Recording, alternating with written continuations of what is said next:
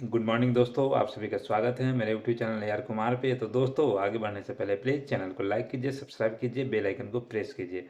दोस्तों, आप सभी को पता है कि जो गणतंत्र दिवस हमारा होने वाला था 26 जनवरी को, उस दिन के लिए जो गेस्ट बनाया गया था अमेरिकी राष्ट्रपति जो बाइडेन को बनाया गया था। लेकिन वो कुछ निजी कारणों की वजह से वो भारतीय दौरे पे नहीं आ पाएंगे गणतंत्र दिवस समारोह पे।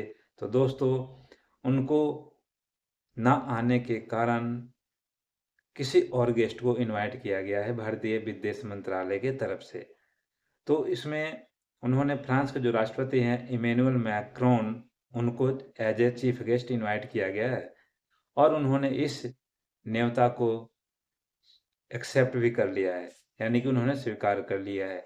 जो हमारा गणतंत्र दिवस मनाया जाएगा 26 जनवरी को, उस दिन के लिए हमारे जो मुख्य अतिथि होंगे वो फ्रांस के राष्ट्रपति इमैनुअल मैक्रोन होंगे, जो कि इस बार 26 जनवरी पर इस गणतंत्र दिवस परेड के जो अतिथि होंगे, मेहमान होंगे, वो इमैनुअल मैक्रोन होंगे जो फ्रांस के राष्ट्रपति हैं।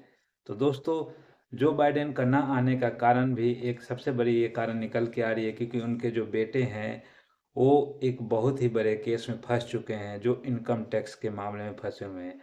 कई लाखों करोड़ों की इनकम टैक्स की चोरी की है उन्होंने। और अमेरिका में आपको पता है कि किस तरीके की सज़ा होती है इनकम टैक्स को लेकर। कई सालों तक जेल में सड़ना पड़ जाएगा।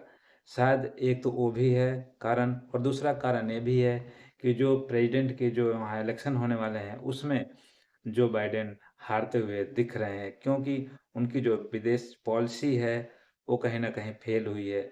उन्होंने अभी जो यूक्रेन और रसिया का जो युद्ध चल रहा था उसमें भी इन्होंने रसिया को दबाने के लिए कई तरफ से कोशिश की, लेकिन रसिया को कोई फ़र्क नहीं पड़ा और यूक्रेन के ऊपर रसिया कंटिन्यू हमले करते रहा और उनके ऊपर किसी भी तरीके का दबाव नहीं आया। यानी कि जो अमेरिकी राष्ट्रपति हैं उनका जो पूरा था, जो एक बनाया था दबाव, वो दबाव बिल्कुल भी नहीं आया रसिया के ऊपर। तो एक तरह से वो भी पॉलिसी उनकी फेल हुई है।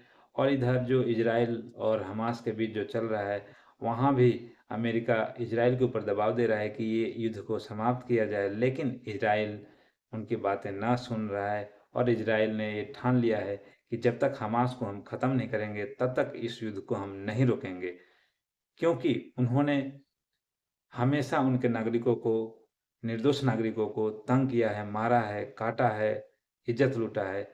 इसको लेकर इजरायली प्रधानमंत्री बिल्कुल भी नहीं सुन रहे अमेरिका की। तो शायद ये सारे रीज़न हो सकते हैं कि अमेरिकी राष्ट्रपति ना आ रहे हों, और उनका एक पर्सनल भी रीज़न है उनके बेटे को लेकर, जो आपको सभी को पता है। तो इसके वजह से हम ये अंदाज़ा लगा रहे हैं कि शायद वो इसीलिए वो भारत दौरे पे नहीं आएँगे 26 जनवरी के जो समारोह पे।